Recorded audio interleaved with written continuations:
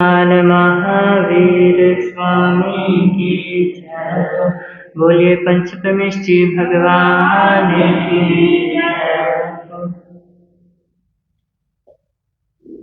प्रेम भरे सच्चे हृदय से, प्रेम भरे सच्चे हृदय से जिसने मंत्र उच्चारा, नमो अरिहंताणं नमो सिद्धाणं नमो आयर्याणं नमो वज्रायाणं नमो लोये सर्वसाधारणं। उसका बेड़ा पार हुआ प्रेम भरे सच्चे हृदय से। मैना सुंदरी उम्बर राना किस्सा महिमा गाए, मैना सुंदरी उम्बर राना किस्सा। कुष्ठ रोग के साथ रोगी काया कष्ट मिटाए, कुष्ठ रोग के साथ रोगी काया कष्ट मिटाए। मैना सुंदरी जप कर माला,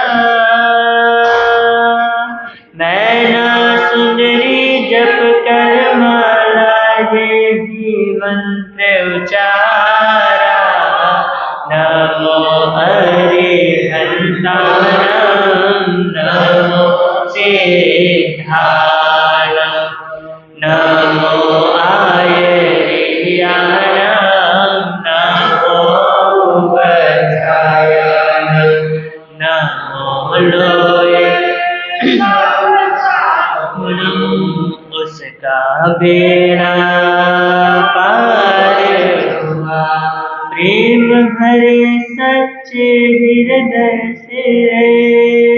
सेठ सुदर्शन मन ही मन जब महामंत्र को ध्याया, सेठ सुदर्शन मन ही मन जब महामंत्र को ध्याया। पापी अर्जुन हिल न सका जब उसने शस्त्र उठाया, पापी अर्जुन हिल न सका जब उसने शस्त्र उठाया। पापी से बन गया भक्त जब, पापी से बन गया भक्त जब ये मंत्र उचारा, नमो अरिहंताणं नमो सिद्धाणं नमो आयर्याणं नमो वज्रायाणं नमो लोये सर्वसाधारणं। उसका बेड़ा पार हुआ प्रेम भरे सच्चे हृदय से जिसने मंत्र उचारा, नमो अरिहंताणं नमो सिद्धाणं नमो आयर्याणं नमो वज्रायाणं नमो लोये उसका बेड़ा पार हुआ प्रेम भरे सच्चे हृदय से। अमर कुमार को जब राजा ने बलि का लक्ष्य बनाया, अमर कुमार को जब राजा ने बलि का बनाया, हवन कुंड जलती अग्नि में जीवित डाली काया, हवन कुंड नी जलती में जीवित डाली काया। अग्नि कुंड कुंड बना सरोवर, अग्नि कुंड कुंड बना सरोवर, जब ये मंत्र उचारा। नमो हरिघंटाणां, नमो सिद्धारं, नमो आयर्याणां, नमो वज्राय, नमो लोहे तव समनं, उसका बेड़ा पार हुआ। प्रेम भरे सच्चे हृदय से माँ बेटे ने श्रीमती पर मौत का जाल बिछाया। माँ बेटे ने श्रीमती पर मौत का जाल बिछाया। सांप घड़े में डाल के बोला पहनो हार मिलाया। सांप घड़े में डाल के बोला पहनो हार में। सांप बना फूलों की माला, सांप बना फूलों की माला, जब ये मंत्र उचारा। नमो हरिघंटाणां, नमो सिद्धारं, नमो आयर्याणां, नमो वज्राय, नमो लोहे तव समनं, उसका बेड़ा पार हुआ। प्रेम भरे सच्चे हृदय से जिसने मंत्र उचारा। नमो हरिघंटाणां,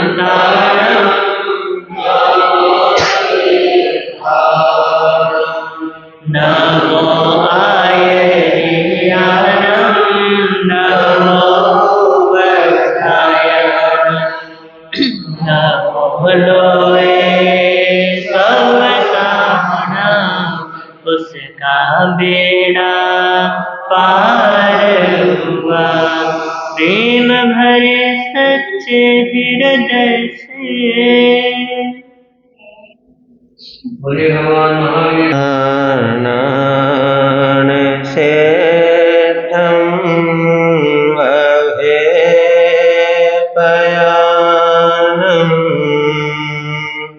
सचे सुवर्णवज्रं वयन्ति तवे सुवा उत्तमं वन्दे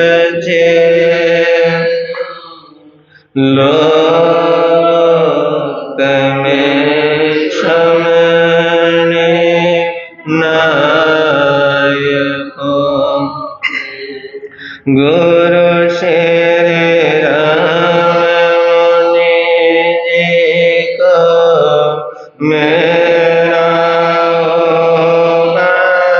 नाम, जिनका जग में हो, जिनका जग में हो। गुरु श्री प्रेम सुख जी को मेरा हो प्रणाम, जिनका जग में पहुँचा नाम, जिनका जग में दीन के बंधु करुणा सिंधु, जप लो सुबह और शाम, जिनका जग में ऊंचा नाम जिनका, जग में ऊंचा। सबसे पहले शासनपति शरमन भगवान महावीर स्वामी की सदाकार जय हो, विजय हो। ध्यान योगी आचार्य सम्राट पूज्य श्री शिव मुनि जी महाराज साहब, जिन शासन गौरव पूज्य गुरुदेव श्री राम कुमार जी महाराज साहब, परम सेवा भावी पूज्य गुरुदेव श्री प्रेम सुख जी महाराज साहब, महाशर्मन पूज्य गुरुदेव श्री सतीश मुनि जी महाराज साहब, शंकरतन उपाध्याय परिवार पूज्य गुरुदेव श्री रविंद्र मुनि जी महाराज साहब, सर्वधर्म दिवाकर पूज्य गुरुदेव श्री रमेश मुनि जी महाराज साहब, इन सभी गुरु भगवंतों की सदाकार जय हो, विजय हो पाठ कर विराजित हिमाचल रतन परम पूज्य गुरुदेव श्री जितेंद्र मुनि जी महाराज साहब के पावन चरणों में सशत बंदन। तेजस्वी मुनि जी, उपस्थित धर्म प्रेमी बंधुओं तथा माता बहनों, आपके समक्ष कुछ देर के लिए कुछ कहूं उससे पहले प्रार्थना की एक पंक्ति हम सभी मिलकर बड़े प्यार और श्रद्धा के साथ अपनी जिह्वा से उच्चारण करेंगे। चाहे सुबह हो चाहे शाम हो, मेरे मुख पे प्रभु का नाम हो। चाहे सुबह हो चाहे शाम हो, मेरे मुख पे प्रभु का। पल पल बीते जाए उमरिया, जाग जाग आवे बवरिया। पल पल बीते जाए उमरिया, जाग जाग अम्बे बवरिया। दूर पड़ी है तेरी नगरिया, फेंक दे सिर से पाप गठरिया, पाप गठरिया। चाहे सुबह हो चाहे शाम हो, मेरे मुख पे प्रभु का नाम हो। चाहे सुबह हो चाहे शाम, मेरे मुख पे प्रभु का नाम हो।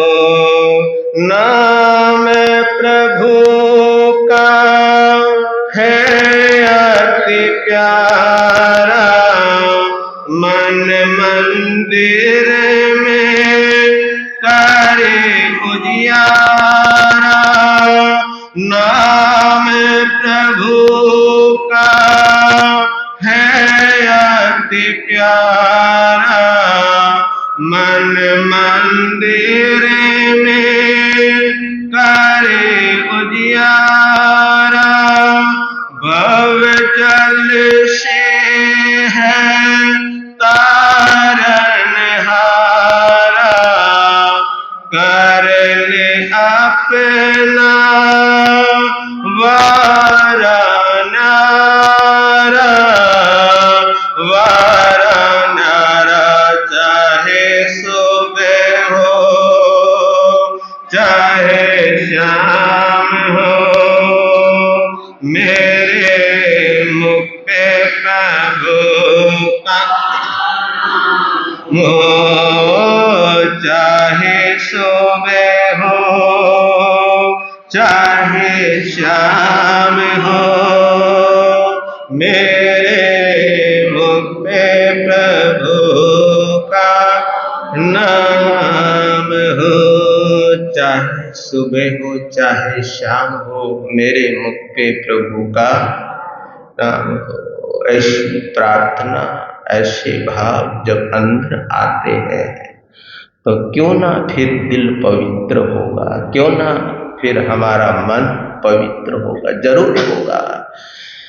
भाव आना बहुत मुश्किल हो जाता है, अच्छे भाव, पवित्र भाव आना क्या हो जाता है, बड़ा कठिन हो जाता है। लेकिन जिसके भाव पवित्र होते हैं, शुद्ध होते हैं, जिनके भावों में पवित्रता होती है, वही तो परमात्मा का गुणगान करने के लायक, वही परमात्मा के गुणगान करने के लायक बनता है। तो पल पल बीती जा रही उमरिया, अब भी जाग जाओ, अभी भी कोई कुछ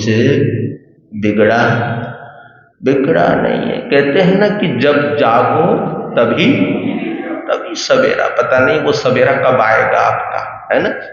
तब जागो तभी सवेरा, वो पता नहीं कब आएगा वो सवेरा।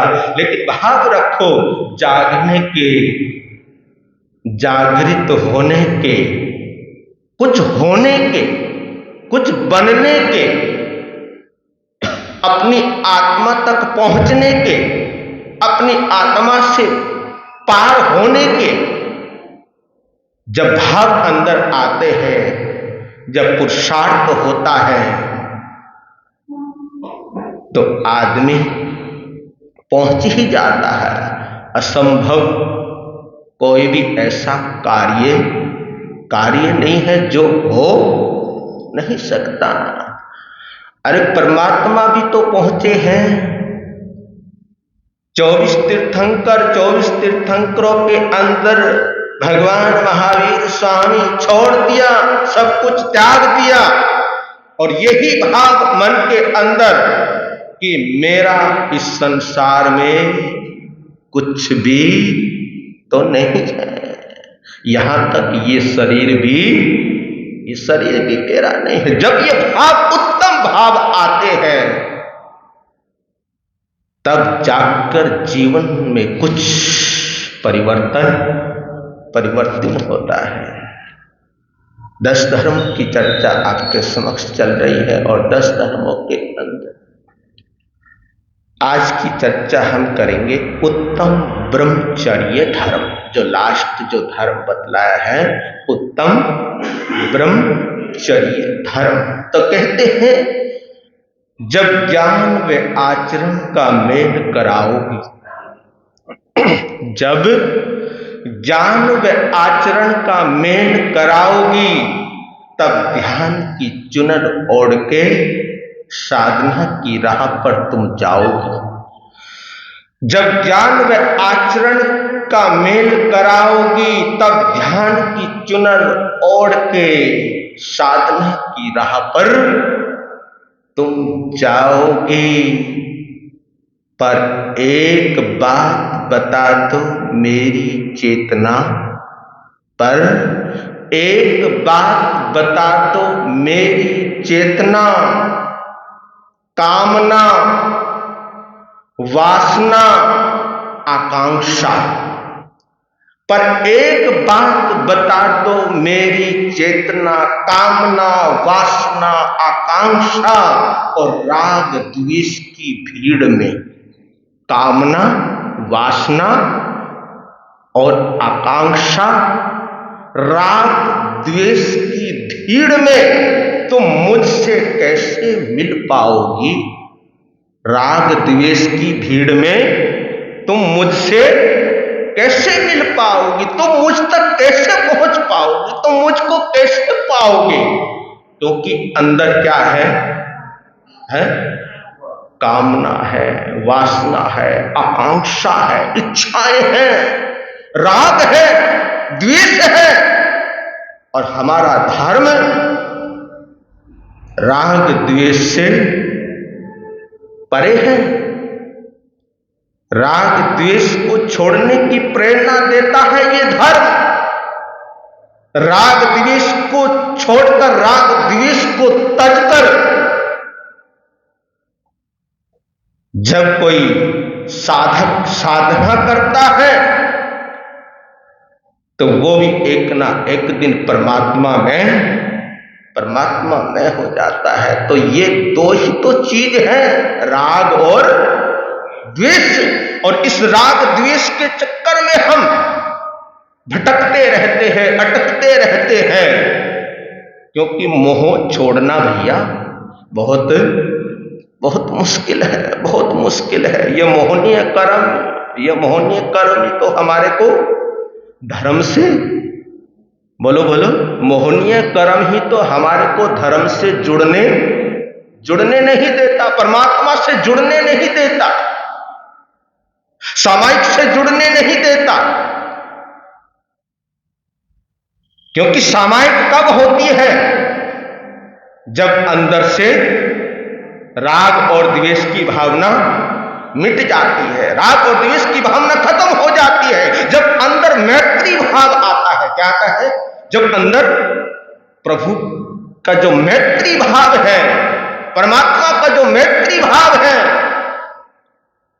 अरे सामायिक के अंदर हमारे विचारों में भी दूसरे का करने का, दूसरे के बुरा करने का भाव, बोलो बोलो, सामायिक के अंदर भी दूसरे का बुरा करने का भाव आता है या नहीं आता? आ जाता है। मन मलिन हो जाता है सामायिक में। सामायिक के अंदर भी राग और द्वेष की भावना आ जाती है। लेकिन देखिए परमात्मा को, देखिए वही वाली बात कि संगम देव डिगाने आया था, लेकिन परमात्मा डिगे नहीं, जाने लगा। और उसको जाते देखकर प्रभु की आंखों में आंसू आ गए। कमाल की बात, कभी ऐसे आंसू तुम्हारे अंदर भी आए अपने दुश्मन के प्रति? ये होती है मैत्री भाव, ये होता है करुणा भाव। करुणा की बात, मैत्री की बात, एकता की बात हम लोग करते हैं। आप भी करते हो और हम भी करते हैं, संत जन भी करते हैं, और उसमें मैं भी हूं। करुणा की बात करते हैं, अहिंसा की बात करते हैं, दया धर्म की बात करते हैं, एकता की बात करते हैं। लेकिन वो एकता की बात वो इस मंच तक ही रहती है। कहां तक रहती है? जिस मंच के ऊपर हम बैठे हुए हैं, जहां आप बैठे हुए ना, वो एकता की बात यहीं तक रहती है। जैसे ही यहां से निकले वो सारा कुछ क्या हो जाता है? खत्म हो जाता है, गौण हो जाता है। आप स्थानक से निकले तो सारी बातें खत्म। संत यहां से उठा, अपने कमरे में गया, खत्म। तो तब जब तक ये बातें हमारे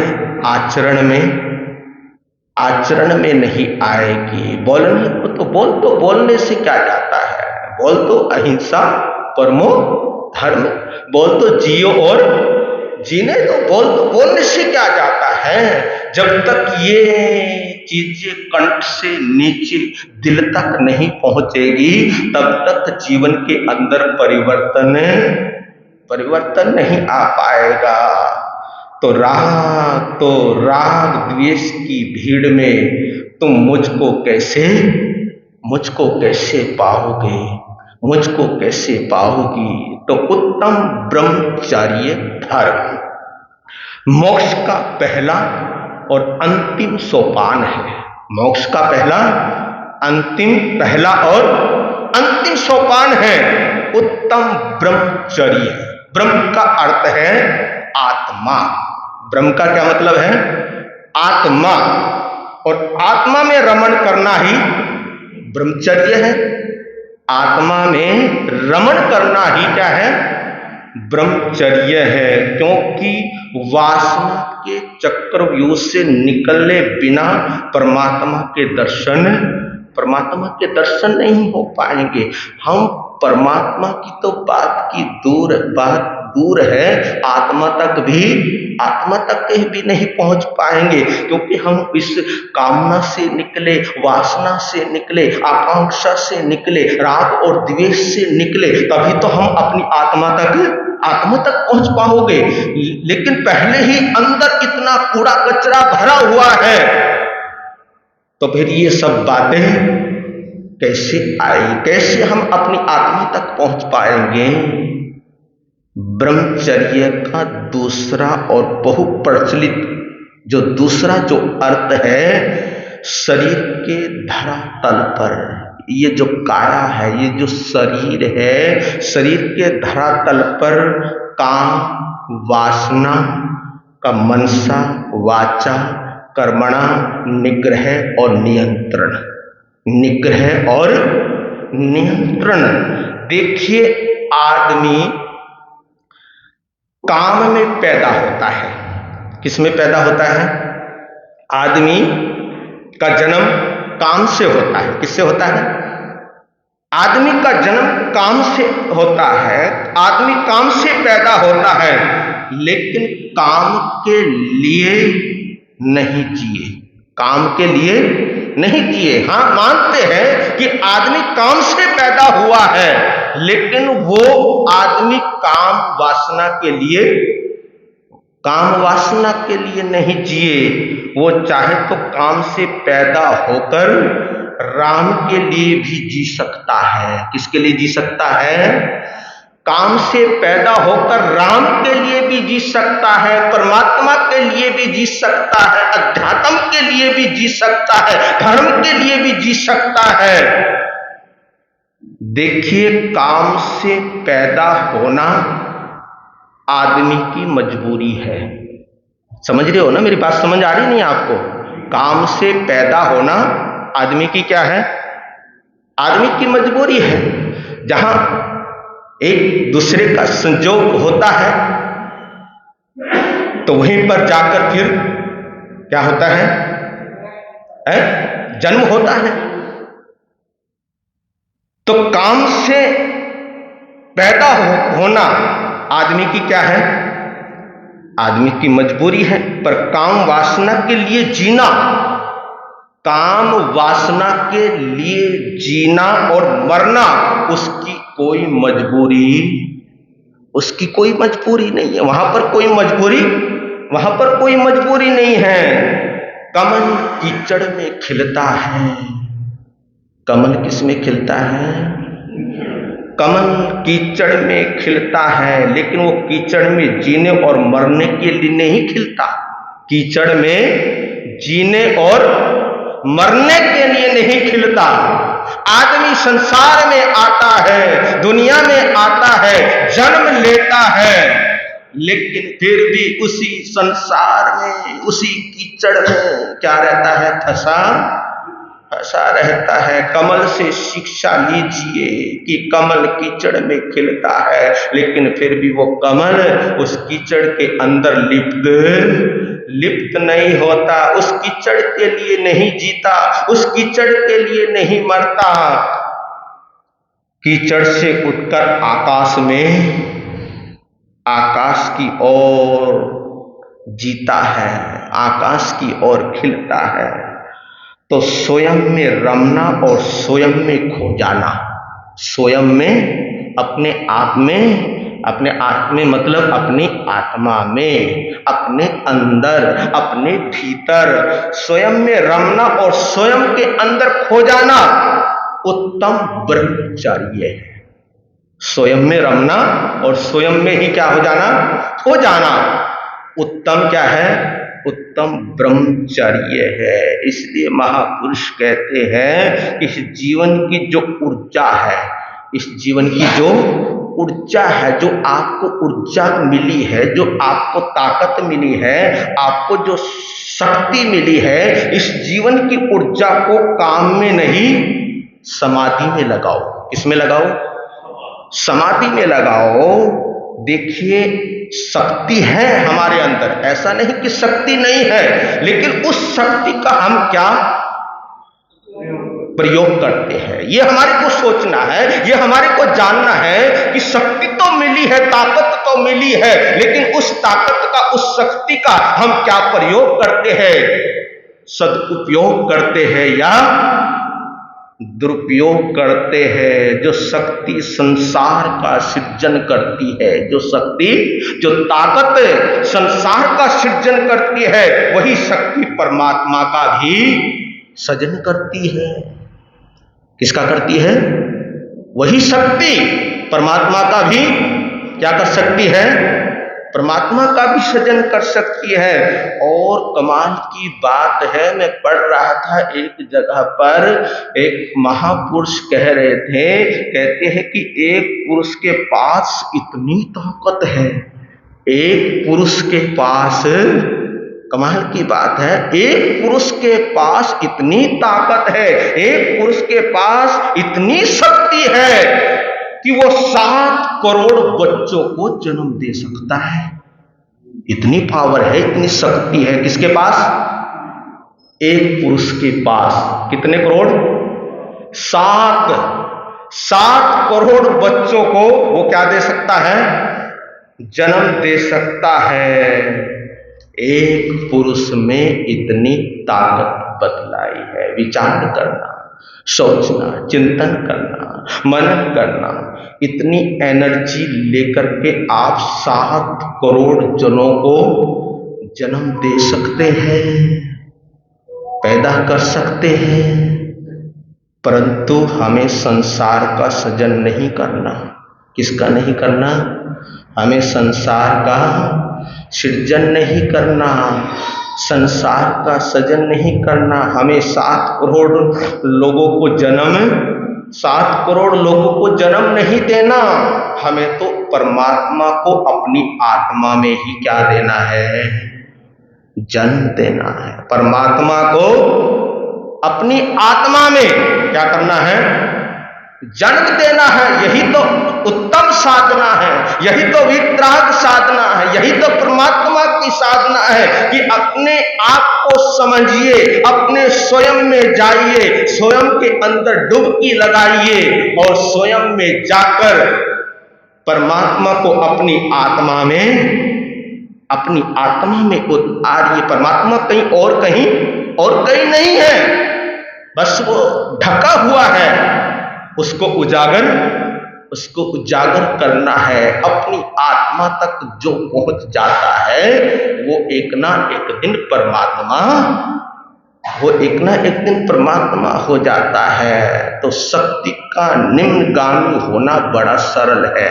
शक्ति का जो ताकत है, जो शक्ति है, जो ताकत है, उस शक्ति का निम्नगामी होना बड़ा सरल है। लेकिन उस शक्ति को ऊर्ध्वगामी बनाना, जो ताकत है हमारे पास, जो शक्ति है, उस शक्ति को क्या बनाना? ऊर्ध्वगामी बनाना बहुत कठिन है, बहुत कठिन है।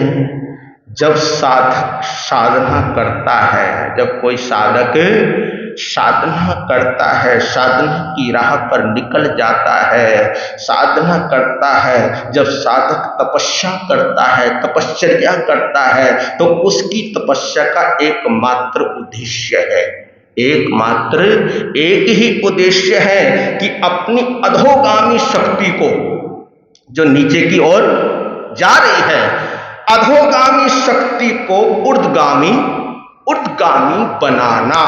ये किसका काम है? ये एक साधक का काम है कि जो अपनी शक्ति नीचे की ओर जा रही है, निम्नगामी बन रही है, उस शक्ति को ऊर्ध्वगामी बनाना। जब वो शक्ति ऊर्ध्वगामी बनती है, ऊपर की ओर आती है, तभी जाकर के साधक की साधना सार्थक होती है। तभी साधक निर्मल होता है, तभी साधक पवित्र होता है, तभी साधक शुद्ध होता है। और जो चीज शुद्ध हो गई, जो चीज पवित्र हो गई, तो समझिए फिर उसके पास धर्म आ गया। कौन आ गया? धर्म आ गया। वही तो धर्म ठहरता है। कहाँ ठहरता है धर्म? जहां पवित्रता होती है, जहां शुद्धता होती है, वही तो धर्म का क्या होता है? वही तो धर्म का वास होता है, वही तो धर्म का निवास होता है, वही तो धर्म निवास करता है।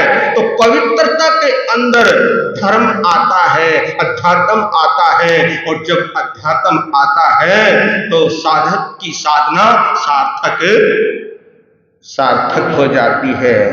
इसलिए संभोग से समाधि नहीं, संभोग से समाधि नहीं। भगवान महावीर कहते हैं कि योग से समाधि होती है। किससे होती है? योग से समाधि होती है। भारतीय ऋषि मुनियों ने तथा मनुष्यों ने भोग वासना को जहर बतलाया है। क्या बतलाया है? ये जो भोग है, जो ये वासना है, इस भोग वासना को मनुष्यों ने, महापुरुषों ने क्या बतलाया है? जहर बतलाया है कि ये एक जहर है। जहर के समान इसलिए बतलाया है, जहर के समान इसलिए कहा है कि दुनिया में दो चीजें हैं। देखिए दुनिया के अंदर कितनी चीजें हैं? दो चीजें हैं, एक अमृत है और दूसरा जहर है। किसी से पूछा जाए, है ना, किसी से पूछा जाए कि अमृत पीना है ना, आपसे पूछा जाए कि आपको अमृत पीना है, तो अमृत पीने के लिए आप मना करोगे या हाँ करोगे? ये बताओ। चलो किसी से तो क्या पूछना है, आपसे ही पूछता हूं कि आपसे पूछा जाए कि अमृत पीना है क्या भैया,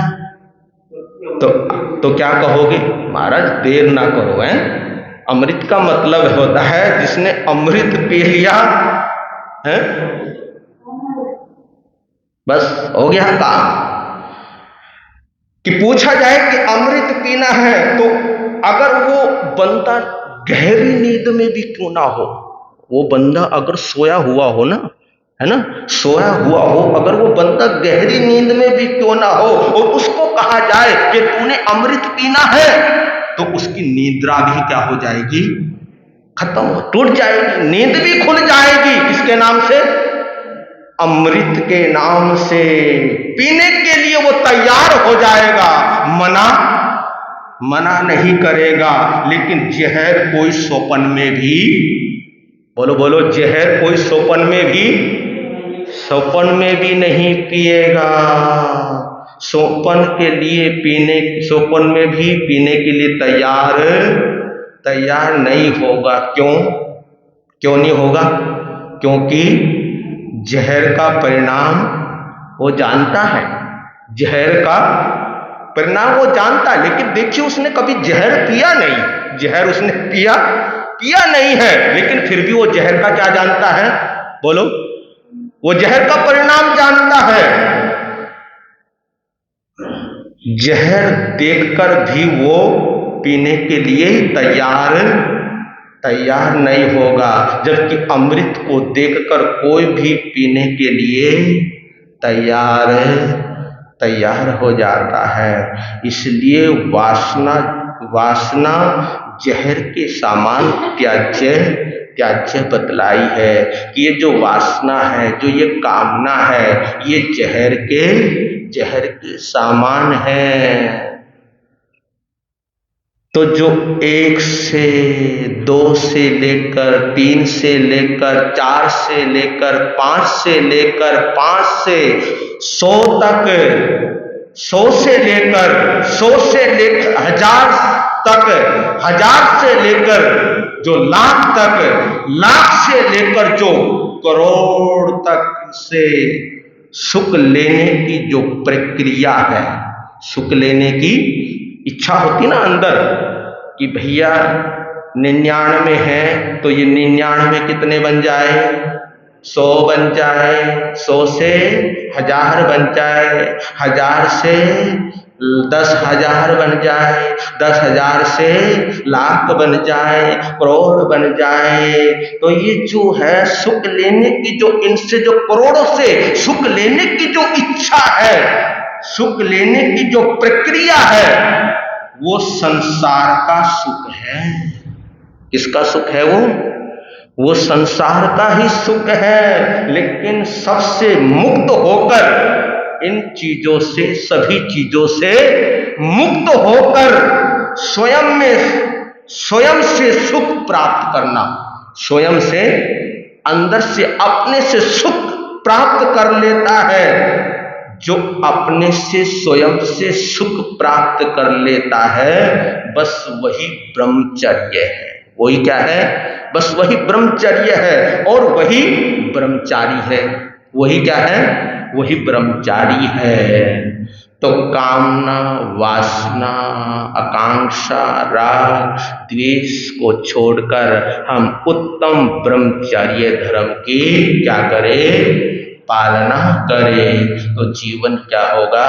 सुंदर सुंदर होगा।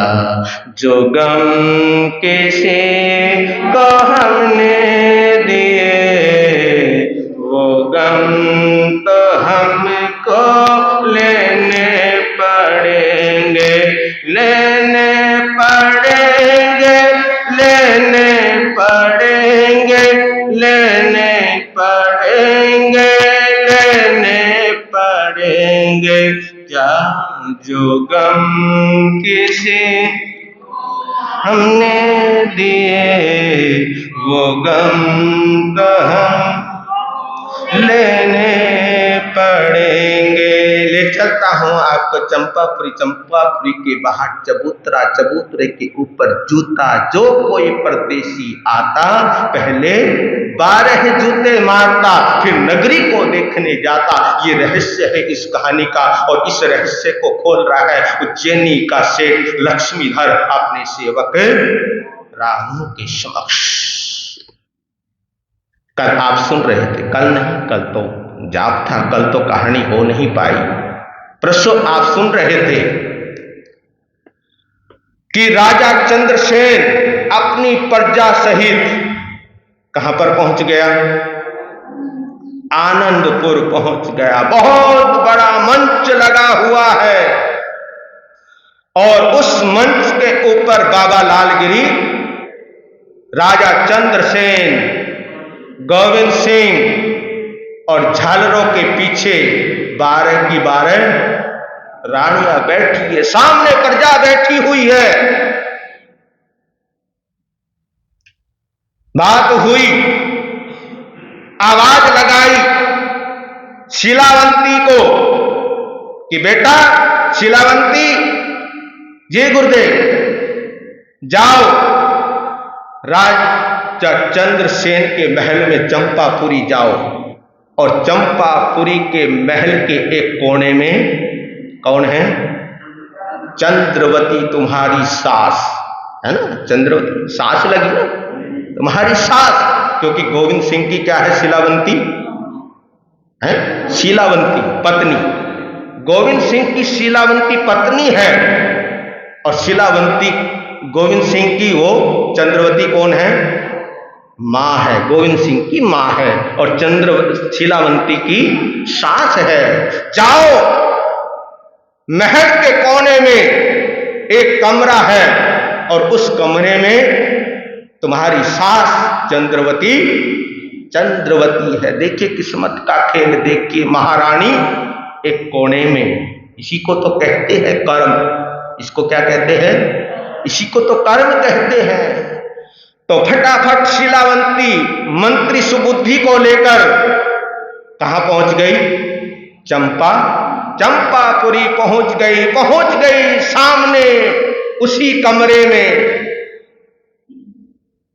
चंद्रवती को एक खुशबू आई। क्या आई?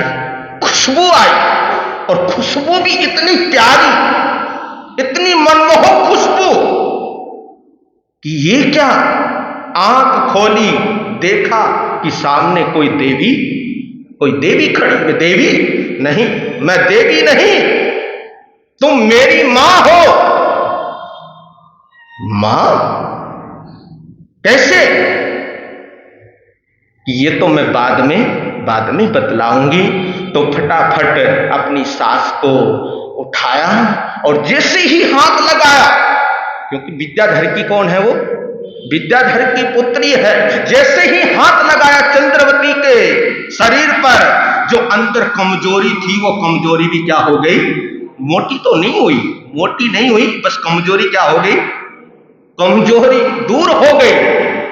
और फटाफट अपनी सास चंद्रवती को नहलाया धुलाया, अच्छे वस्त्र पहनाए और विमान में बिठाया, पहुंच गई आनंदपुर।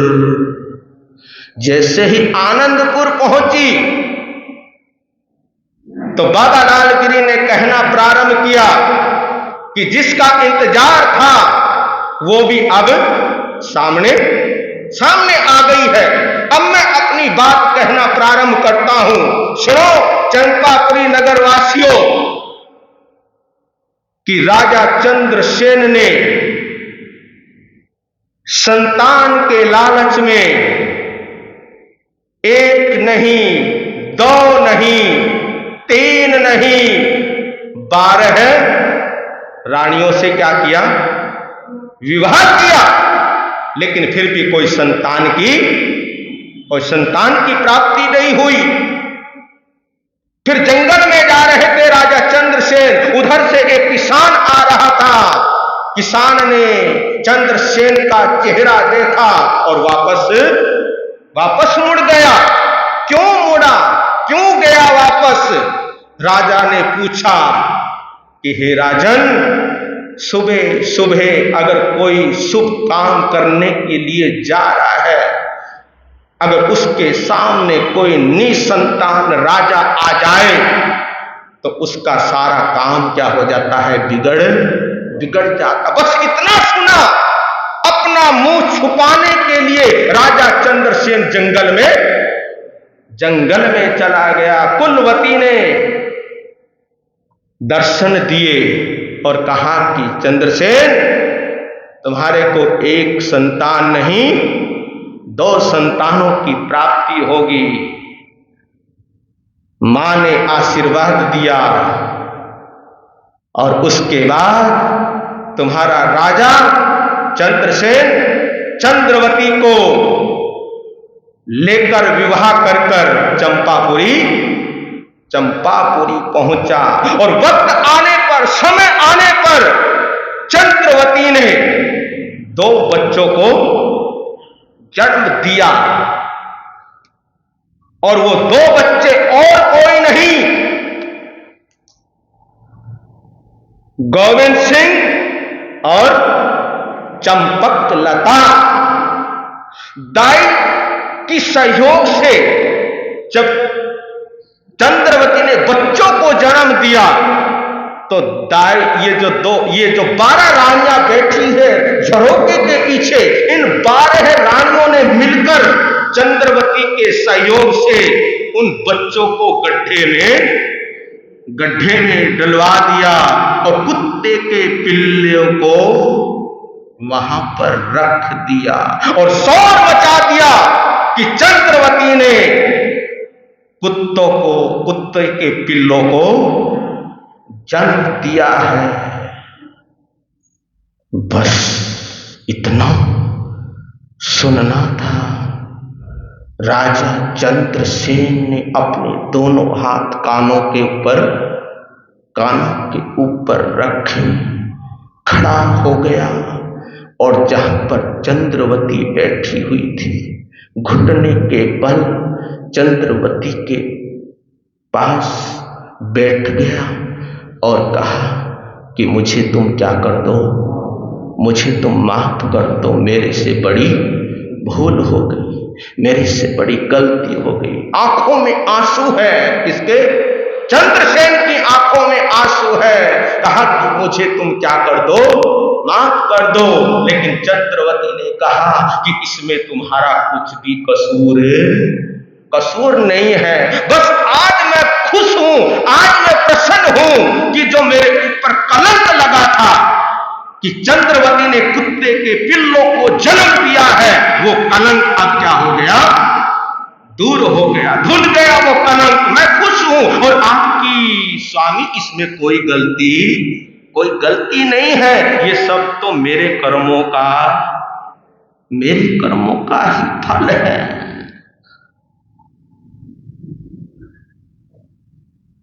उधर राजा ने कहा